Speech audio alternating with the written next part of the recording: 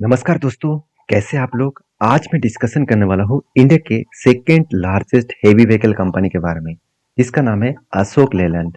आप सभी जानते हैं अशोक लेलैंड के बारे में। और अशोक लेलैंड इंडिया के एक हेवी व्हीकल इंडस्ट्रीज में आज नहीं, बहुत पुराना टाइम और पीरियड से काम कर रहा है। और इस कंपनी का खासियत पॉइंट यही है कि कंपनी देखिए 75 ईयर्स पुराना है। और इस कंपनी के ऊपर मैं हमेशा एक पॉजिटिवली थिंकिंग के हिसाब से काम करता हूँ। और कुछ टाइम ऑफ पीरियड में कंपनी के ऊपर गिरावट का माहौल था, फिर से कंपनी रिकवरी करना शुरू कर चुके हैं। इस रिकवरी के पीछे कौन सा रीजन है, किस कारण के वजह से कंपनी फिर से रिकवरी कर रहा है, और मैंने किस टेक्निकली चार्ट पैटर्न्स की यूज करके इस कंपनी के ऊपर काम कर रहा हूँ, वो मैं आपको सिखाने वाला हूँ एज ए स्विंग बेसिस में।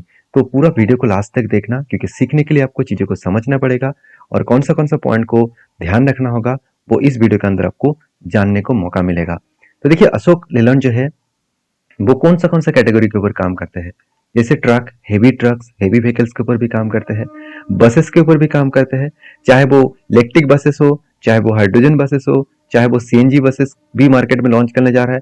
साथ ही साथ देखा जाए तो company petrol diesel sorry diesel का बसेस तो है ही।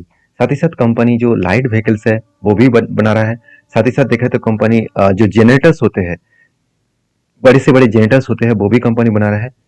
साथ ही साथ डिफेंस सेक्टर में सबसे बड़ी बढ़िया बात है, अशोक लेलैंड सबसे ज्यादा डिफेंस सेक्टर के ऊपर काम करते हैं। मतलब अगर बाकी कंपनीज को देखा जाए, टाटा मोटर्स से लेकर एचआर मोटर्स से लेकर देखा जाए, तो अशोक लेलैंड सबसे ज्यादा डिफेंस सेक्टर के ऊपर काम कर रहा है। क्योंकि इसका डिफेंस सेक्टर का अगर गाड़ियां देखेंगे तो आपको यहाँ पे सीधा सीधा पूरा सारा डिटेल्स देखने को मिल जाएगा।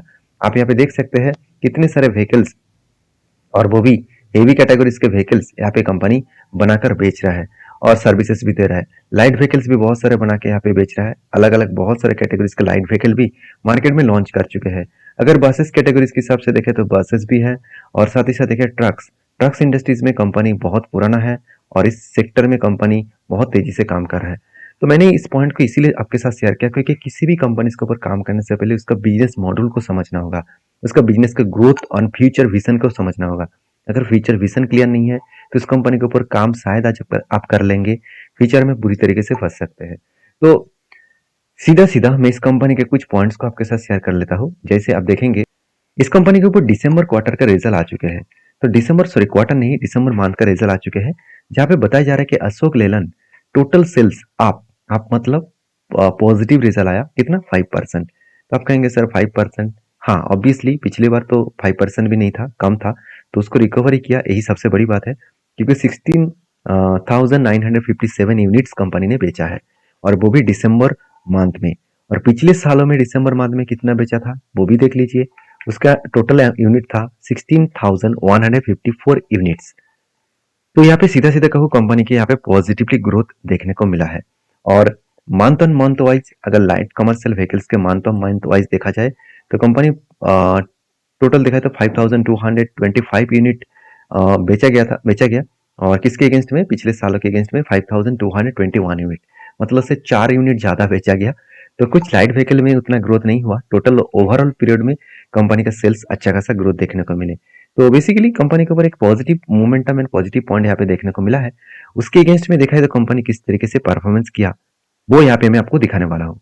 देखिए सबसे पहली बात, कंपनी के वैल्यूएशन के हिसाब से बात करूँ तो सेक्टर वाइज कंपनी का वैल्यूएशन थोड़ा सा ज्यादा लग रहा है।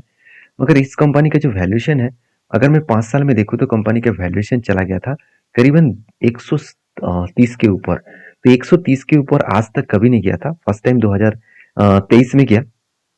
उसके बाद देखिए किस तरीके से वैल्यूएशन सस्ता हुआ, करेक्शन हुआ, और आज जो पीरी से है वो करीबन करीबन 26 के आसपास। तो ओवरऑल खुद के जो पीरी से है उससे कम है, खुद के जो 5 साल के पी के एवरेज है उससे कम है। तो ये एक एक पॉजिटिव पॉइंट्स है। बाकी देखिए इस कंपनी का सबसे दिक्कत वाला बात यही पे है कि कंपनी का कर्जा कम होना चाहिए था, उल्टा कंपनी का कर्जा बढ़ते चले जा रहा है। क्योंकि अराउंड अभी जो कर्जा है 44,298 करोड़ के आसपास।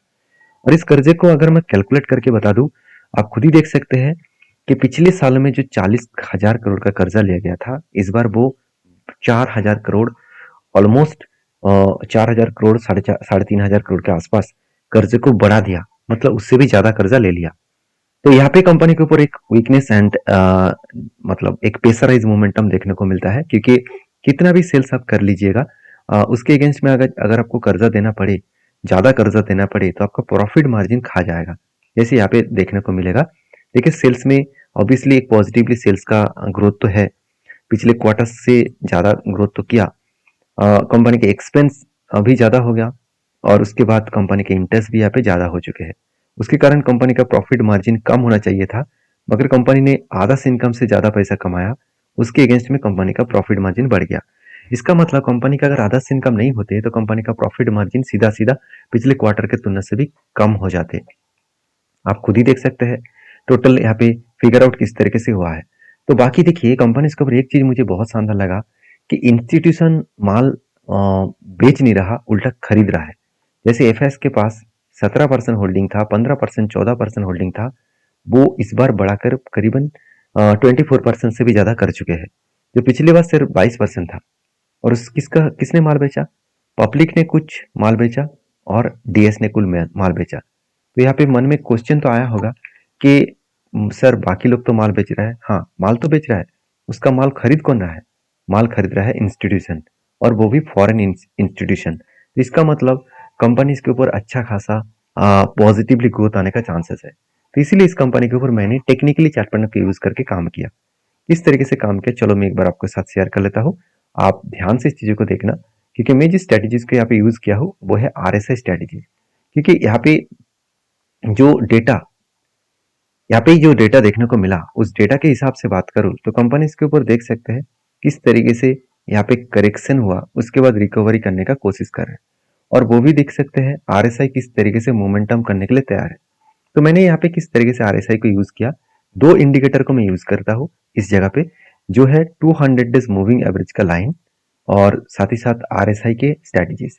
तो मैंने यहाँ पे कहाँ पे ऐड किया, तो इंडिकेटर में गया, एक मूविंग एवरेज के ऐड करना होगा, एक आरएसआई को ऐड करना होगा। तो इस दोनों चीजों को ऐड करना होगा। ऐड करने के बाद देखिए मूविंग एवरेज का यहाँ पे सेटिंग्स आपको मिलेगा, इस सेटिंग्स में क्लिक करना और यहाँ पे इनपुट में जाना, यहाँ पे 200 डेज रख देना। तो 200 डेज रखने के बाद आपको स्टाइल में जाना है, कुछ भी कलर आप चाहिए, ये जो लाइन है इसका कलर कौन सा चाहिए वो आप चूज करके ओके कर दीजिए। तो मैंने इसको ओके कर दिया। उसके बाद आरएसआई मैंने सेटिंग्स के ऊपर गया, यहाँ पे नीचे आरएसआई के सेटिंग्स आपको दिखेगा, इस सेटिंग्स के ऊपर जाना है और उसके बाद आपको यहाँ पे देख सकते हैं स्टाइल में जाना है, थोड़ा सा नीचे आना है, आप देख सकते हैं आरएसआई के जो अपर बैंड है 70 रखना है और लोअर बैंड जो है वो 30 रखना है। ये दोनों चीजों को आपको जरूर देखना है। और है आरएसआई का लाइन, तो इसको कलर करना है। इस तीनों चीजों को ऐड करके ओके कर देना, तो इस तरीके से कुछ इंटरफेस आ जाएगा, इस तरीके से इंटरफेस आ जाएगा।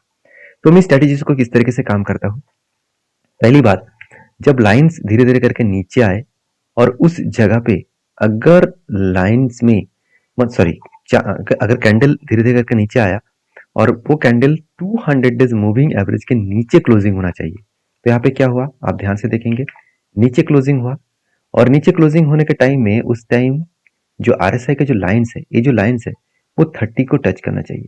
तो फाइनली देखिए इस जगह पे 30 को टच भी किया और उस टाइम में आरएसआई का सॉरी कैंडल भी 200 डेज मूविंग एवरेज के नीचे क्लोजिंग भी हुआ। तो दो चीजों को यहाँ पे मैच किया, तो इस जगह पे मेरा पोजीशन बना। और इस लाइन जब तक इस 70 को टच नहीं करेंगे तब तक मैं एग्जिट नहीं करूंगा। तो 70 को टच करने के बाद ही एग्जिट बनेगा। जैसे करंटली अगर देखा जाए तो कितना बना है, करंटली अगर मैं इस पीरियड को देखूं तो करीबन 13 से 14% ऑलरेडी बन चुके हैं। तो क्या स्ट्रेटेजीज इसी बार अच्छा खासा परफॉर्मेंस किया, क्या पहले भी किया था? चलो वो भी मैं आपको दिखा देता हूँ। इसे मैं धीरे धीरे करके बैक में जा रहा हूँ। जैसे देखिए यहाँ पे हुआ, यहाँ पे 200 डेज मूविंग एवरेज के नीचे क्लोजिंग हुआ कैंडल, उस टाइम आरएसआई भी 30 के नीचे आए। तो मैं अगर कैंडल को मार्किंग करूँ तो इस कैंडल क्या हुआ, कैंडल 30 के नीचे आए, सॉरी 200 डेज मूविंग एवरेज के नीचे आया और आरएसआई भी 30 के नीचे आया और आरएसआई जब 70 को टच किया तब एग्जिट बना। तो आरएसआई 70 को कब टच किया, इस कैंडल ने। तो ओवरऑल इस टाइम ऑफ पीरियड में टोटल मार्किंग करके देखूं तो कितना यहाँ पे ग्रोथ हुआ, करीबन 20% का ग्रोथ हुआ 48 डेज में। उसी तरीके से अगर मैं पीछे जाकर और भी देखूं, ध्यान से इस चीजों को देखना, मैं जो आज आपको सिखा रहा हूँ वो बहुत सारे लोग पैसा लेकर सिखाते हैं और वो चीज मैं आपको मेरा इतने साल का एक्सपीरियंस आपके साथ शेयर कर रहा हूँ। तो देखिए फ्री का कोई मतलब वैल्यू नहीं देता। अगर आपको वैल्यूएबल लगता है तो आप जरूर मुझे लाइक करिए और वीडियो को दोस्तों के साथ शेयर भी करिए, क्योंकि हर कोई सीखेंगे तो हर कोई खुद काम कर पाएंगे। अब देखते हैं यहाँ पे देखिए कैंडल नीचे आया, फर्स्ट टाइम कैंडल जो यहाँ पे नीचे आया इस जगह पे आरएसआई भी मतलब 30 के नीचे आया। तो उस पीरियड से अगर ओवरऑल पीरियड तब देखूं, जब 70 को टच किया तब कितना बना 14% 46 डेज में। उसी तरीके से यहाँ पे भी बना। आप देख सकते हैं मैंने जो जो जगह पे काम किया वो मैं मार्किंग करके रखता हूँ, मैं उसको डिलीट नहीं करता हूँ, क्योंकि मुझे उस चीज़ों में कॉन्फिडेंस मिलता है, उस चीज़ों में मुझे बैक टेस्टिंग करने का मौका मिलता है कि हाँ, कंपनी पहले भी उस टाइम फंडामेंटल ठीक था, टेक्निकली भी सपोर्ट दे रहा था, तो मैं ज़रूर काम करूँगा। तो मेरा कहने का मतलब आप समझ चुके हैं।